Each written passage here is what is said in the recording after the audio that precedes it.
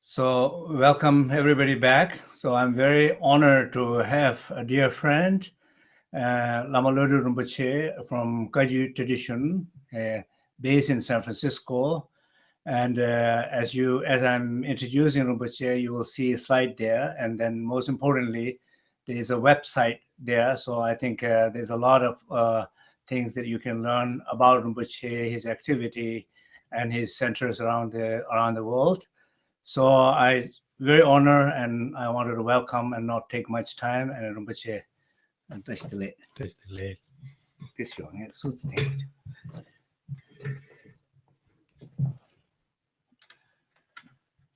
Yes.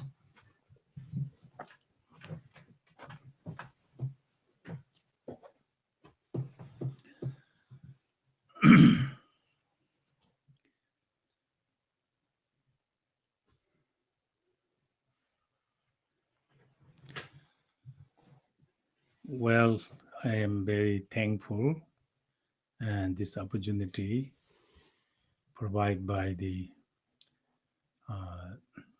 Geshe Wangyal Rinpoche, who is a well-known teacher in the world right now. Yes.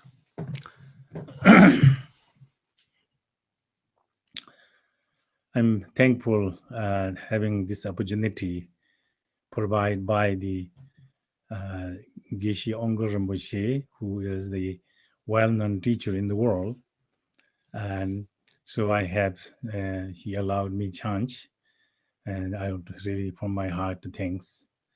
As being I am grow and early age start Buddhism, as we have many Buddhist tradition, but I belong to the Kagyu lineage due to my family and where I born, and so I started with the Buddhist practice, and I have some little practice and about Buddhist Kagyu lineage, and so most in the world right now is very much know about Kagyu because Kagyu is pretty much well known as well.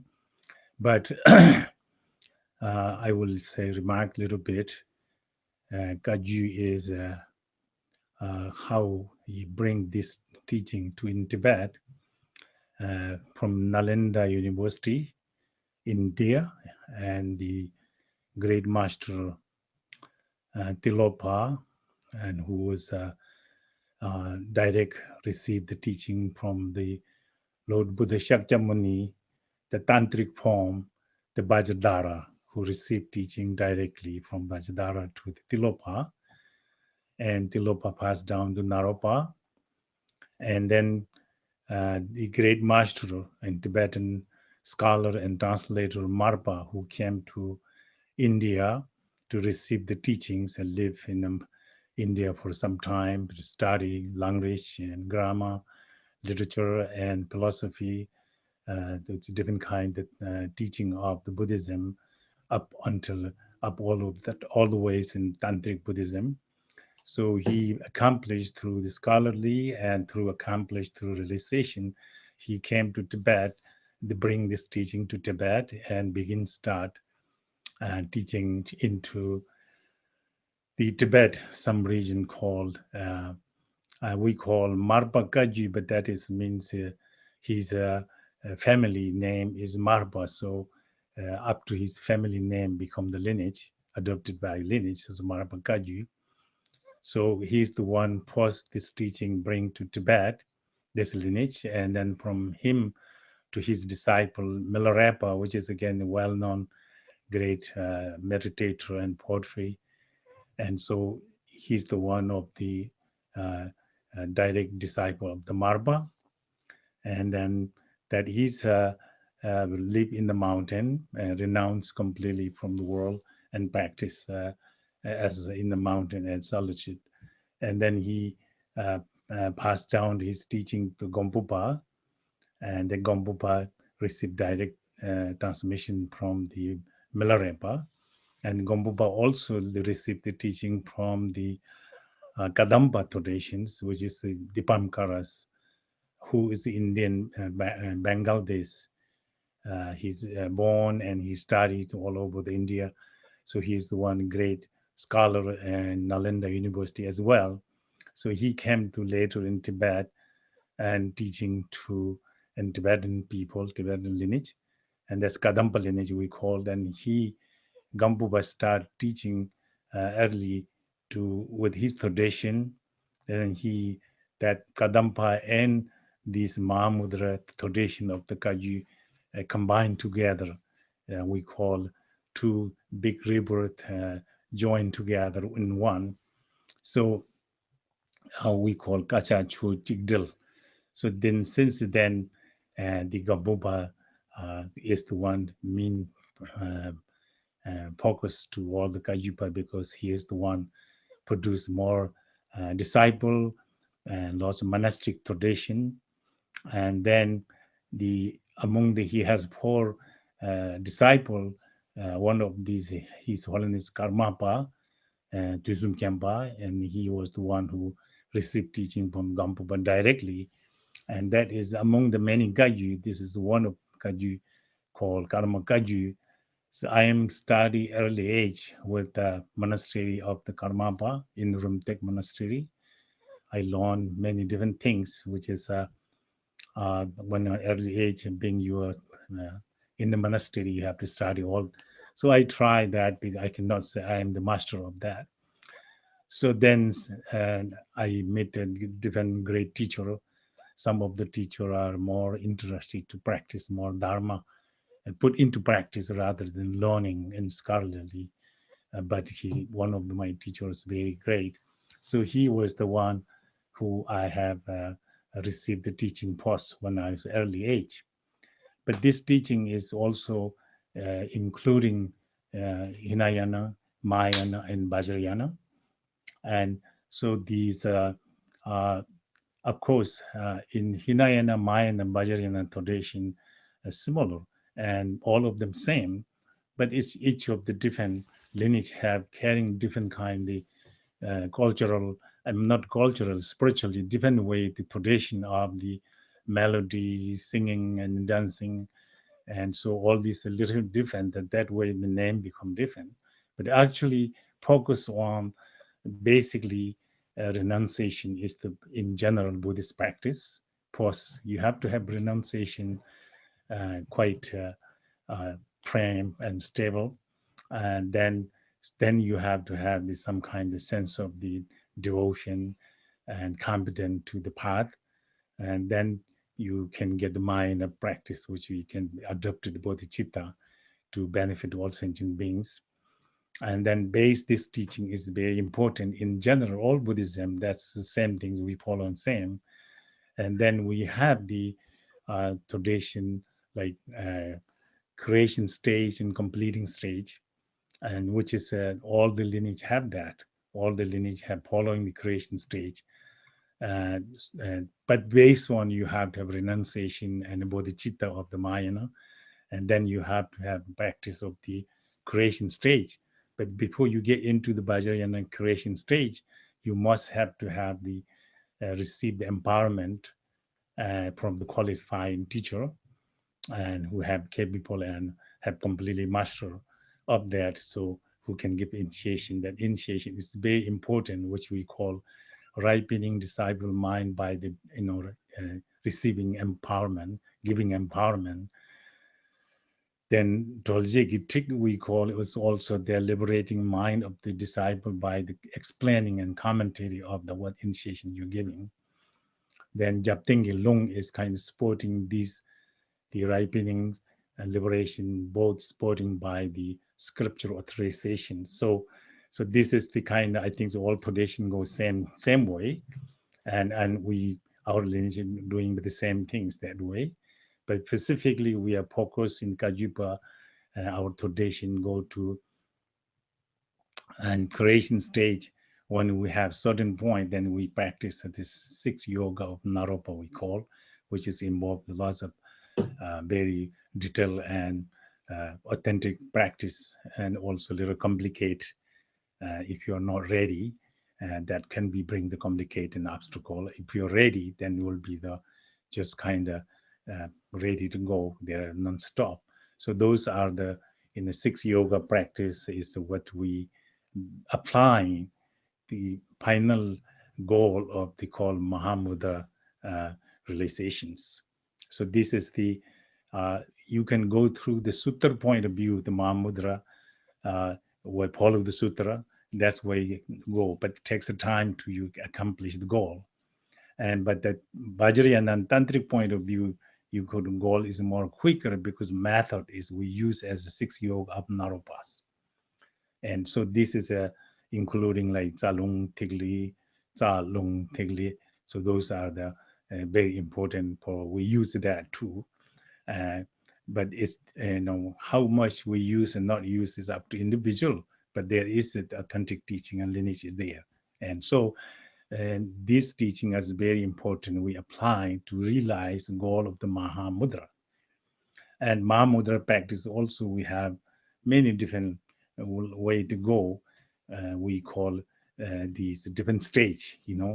If you go to 6 yoga of Naropa to apply to attain the goal of the Mahamudra, then you may not need to go the 12th stage of the Mahamudra, because that is also when you do this 6 yoga of Naropa, you are quite qualified to get the teachings, instruction, a special way to guru to disciple.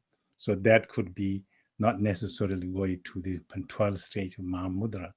When you go sutra point of view, then you have to go 12th stage of Mahamudra, but each stage has so much to do there. So that is the kind of how approach to our practice from beginning to end, kind of long story make short, so to speak. But I am also following that same lineage, but I'm not qualifying because I would not say I don't do this practice, because then I'm lying to you. But I did practice. When you ask me, did I have accomplished this? No, I didn't accomplish. But I hope to, and I'll not give up. So my own experience is kind of so little, but the kind of subject to what I have to go is the big subject in front of me. So this is how this our lineage could be, followed that way. This is the kind of Kaju lineage come from the Marpa, Mila, Ngombupa, and Karmapa, and all the Kajupa follow the same system like that. And so there is also called Shangpa Kaju. The Shangpa Kaju is not including the Marpa Kaju. It's Shangpa Kaju separate. And with Tibet, we call 8 chariot. When you talk about 8 chariot, Shangpa Kaju is listed separately. Marpa Kaju and Shangpa Kaju separately. But the rest of the Kaju, what we know in the world is all the Marpa Kaju, Marpa, Mila, Gombupa, there's up to the Gombupa then become more Kajupa there. So, but then count into the, and Jamgyong Kontu Lodu Thais, what he has a system he make, there's 8 chariot. So that 8 chariot has the Marpa Kaju and Shangpa Kaju, they separate listed. And Shangpa Kaju is also, Shangpa Kaju is very much authentic lineage also. And it's also come from the India, but it different. And who came from Tibet to India, that is the Chungpo Neljo. And Chungpo Neljo is one of the great scholar and a master who accomplished, and he was quite interesting being, according to his story. He was born as Pon family, and also he was practicing Pon religion. And not only practicing, but he was truly accomplished by a scholar and accomplished the total Pon system. And pretty much their own point of view realization is completed. And so that is the one of the Chungpan elders we call, but he's a family from Pon and he practiced Pon. Then later he also practiced and studied with Nyingma. So Nyingma also he was very scholarly, law and philosophy, and also put into practice. All his Pon Dzogchen system is completely he completed. but then he also practiced another lineage. So he did it, go around in different places. He practiced a different lineage of all the religion in Tibetan religion. Whatever religion in Tibet existed, he go through all in practice. But somewhat he was 50-year almost that time. Then he didn't satisfy some reason he wanted to go to India because Buddha born in India and Buddha has performing his activity in India. So he believed to be something he wanted to find more deeper and to learn more and deeper that he could make presenting to the people who doesn't know things. So he came to India. He stayed in India 50 years and study language and sculpture and philosophy. And he has 150 different teachers. He received the teaching from 100 different scholars and Mahasiddha yogi in India. So he was also and direct received the teaching from the Dakini Niguma in Sukhasiddhi. It's special that he has communication and connect with them. So the one, both of Sukhasiddhi and Niguma, both of them feminine, teacher and Mahasiddhas, and they both has been communicating with the Buddha Vajradhara through their relationship has been completed and perfected. So they have communicating with the Buddha Vajradhara, receive teaching direct and fresh from the Buddha direct to them. So these two great feminine teacher passed the teaching to the Chumpan elder, and who has received this teaching from directly from those wisdom dakini. Then he learned all these different teachers that kind of method, training, so everything. So then he came back to Tibet, and then he presenting the teaching into the Shang region in Tibet near Lhasa there. He started, and so he beginning teaching there. He was a well-known teacher and very accomplished, truly accomplished yogi. So he was the one that this Shangpa lineage bring from India to Tibet.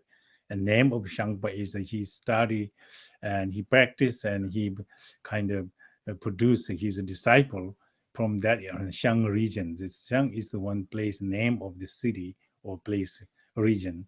So he had begun started teaching from that area. So and that teaching came from that area. Then the name of the place become the lineage. So Shangpa Kaju. So this is the kind of another Kaju stream.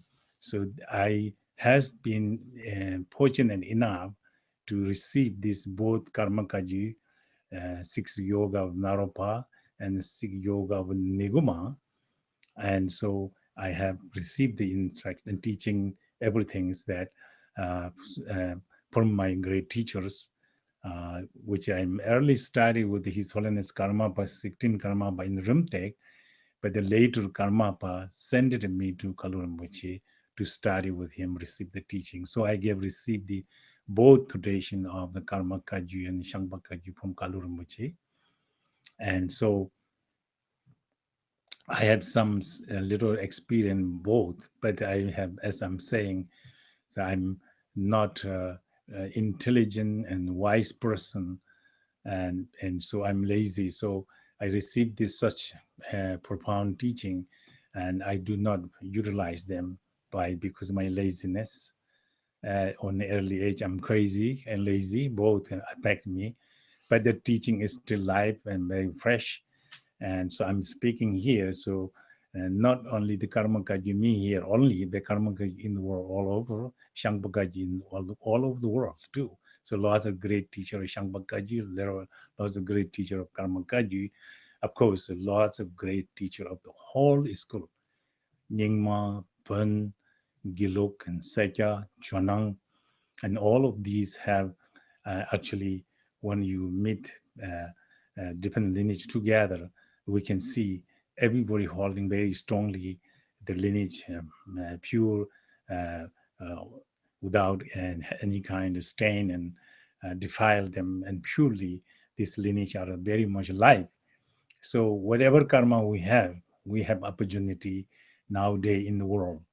There's all this school is in the world now, so you can take opportunity to whatever karma you may have one can liberate you from this completely from samsara to the nirvana.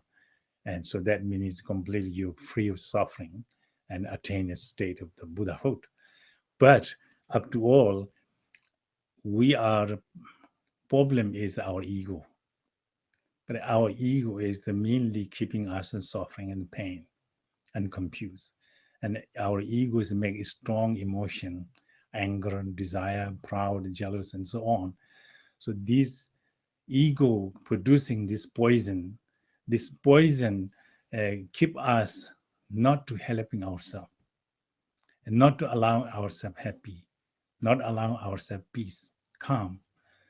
And also then that case, we are helpless ourselves, we cannot contribute anything in this society and people outside. So this all caused by our ego, the ego producing so strong negative emotion, such as those different poison, mind poison. So mind poison is the most against our will. So this Buddha Dharma, whatever this religion teaching you, is to wash your ego, reduce your mental poisons. And more your ego is lesser your ego, that your emotion, mind, mental poison is less. Then you have little room for peace in your mind. But a stronger ego and a stronger mind poison, a stronger suffering and pain and confusion for you. So the Buddha, teaching of this religion, what contribute you is that wash your ego and to reduce those emotions and bring some kind of space in your mind, have some peace and calm. Then you begin notice there is kind, there's loving, there's compassion, there is peace. Then you can see this peace need to be in the world. Then you begin to wanting to be sharing this peace to other. That's where you learn. So this all the religion, what are we talking about, different lineage today, it is all lineage have, each and every one has their own way to bring a sentient being to the peace, to the completely remove our ego to be attain the state of the forever lasting happiness, I would say. So that is the kind of what is important message to be we need in this world. So I hope this is my broken English making information doesn't go maybe correctly, and I have to apologize any things that mistake there. If something have any way to piece of the information helpful you, and please don't be ignorant, try. So more. Okay. So I think so. I myself also try that day by day. I try to, whenever I can bring back my mind to be on that stage, to bring my mind to peace and calm. Try to my ego to slow down, my ego to be not too so strong, and contribute myself suffering, confusion. So I watch myself time to time because that's all I can do, and I can see sometimes very difficult, but I end up always I'm thinking, good heart is everything. Be good heart, whether you're religion or religion, you have good heart. That good heart is planting seed to have some peace sooner or later, and also in good father more deep into understanding of what the cause of your peace. So good heart is the more key point, I would say. We have so many techniques, there are many things, sometimes many techniques, many different ways to make confuse. Be good heart, that's all I think so I want to say. The good heart is nothing precious than anything in the world. So try to be good heart and be mindful to good heart. That's my information today. And thank you very much, especially Geshe Wangyal Rinpoche. His heart is special because I think we need more people like him. Then it will be lots of open eye to many people. And I meet him, I talk to him, and even today what he doing is I am quite amazing because he have lots of other things to do for his own, for his many disciple, and he has lots of things to do his own activity. He's very well-known teacher, but give time for us to these opportunities. Also, something you have to do with your ego, has how slow and gentle. That is, I see. My way to see. He's a good personality and a great value for this world. And thank you very much to the, eminent teacher like Geshe Wangyal Rinpoche, and thank you very much.